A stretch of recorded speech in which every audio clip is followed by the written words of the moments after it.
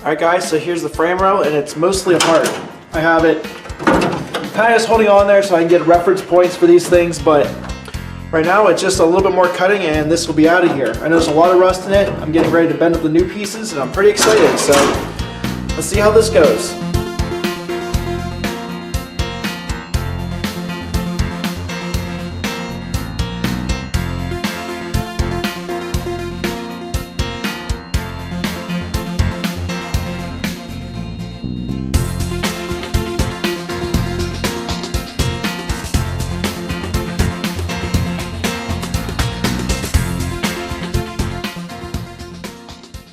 So here's what it looks like after I cut off the old frame rail. Now I left that piece in there so I could line it up well, and I was kind of particular with how I cut the back of it. I don't know, I'm going to replace part of that firewall right there where it's real rusty. Let me cut that out.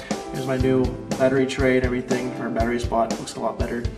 Right now I'm just kind of getting rid of all the rust, repairing other parts. The other side isn't too bad. It looks like it's pretty much prepared well enough. I'm going to do a little bit here and there, but I'm going to show you what the old frame rail that I cut out looks like on the inside. Now this is literally a blown up version of the frame rail because it's completely apart and off. This is the dog leg goes underneath the floor pan. That's the angled part. It's completely rusted away. Right there someone did a quick patch, over rusted it, trying to cut out the old rust. I mean, it just had no hope. It was just starting to rot and it's rotting out. So right now you can see where the stabilizer bar bolts go and the toe mount goes. So there's a couple little parts on it. I'm going to get to it, make my new ones, weld them in there, and we'll see how everything goes. So I've got pretty much everything apart, but this corner right here I'm just not sure what to do with. It's all tied in together real funky, and it's really rusty there.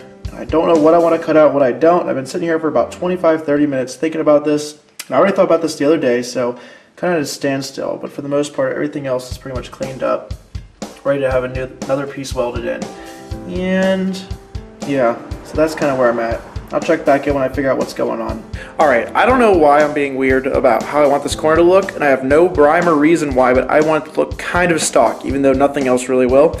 But here's my plan. I'm going to cut this edge off at the very bottom and weld a new piece of 16 gauge metal and make it look like it's never been missing. And then I'm going to cut this line right here underneath it, remove this entire corner, and then bend in new pieces and put another one back in, and it'll remove all the rust and it'll look somewhat similar to what it used to. So that's the plan, and I think that's going to be working well. Alright, so I solved the corner conundrum, and here's what I got. So I got a piece of 3/16 inch steel welded in there, and I have it tack welded and the holes drilled to hold the bumper holder. I don't know what to really call that. And what I decided to use was the 3/16 instead of using what they did, which is 3 pieces of metal pinch welded together. There's the bolts on the inside of the frame rail. You can see that they're kind of pinch welded together, and what happens is rust gets in between these two things because dirt and water builds up. And I'm going to say that killed the front of this corner of the car. And you know, it's not all the way through, but it's enough to make me nervous. And I don't want to go through it again, and that won't be too hard to weld into place. What I ended up doing was actually taking out everything in this corner. Let's see if I can get you a better view of it. So you can see that everything's kind of gone in that corner. This is going to be here, and yeah, so I'm pretty happy with how it is. Should be fairly easy to tack weld in there, and now I'm learning from this side, so I'll be able to do the other side quicker. And this is enough for tonight. You know, I spent about 3 hours after work, so a little bit each day, and we'll eventually get through it all. Might wonder what that is. That's just supporting it just in case. And it's funny because, you know what, it's not even touching the ground because I decided to reposition the car right after I set that. So it's holding this in place so the frame doesn't twist.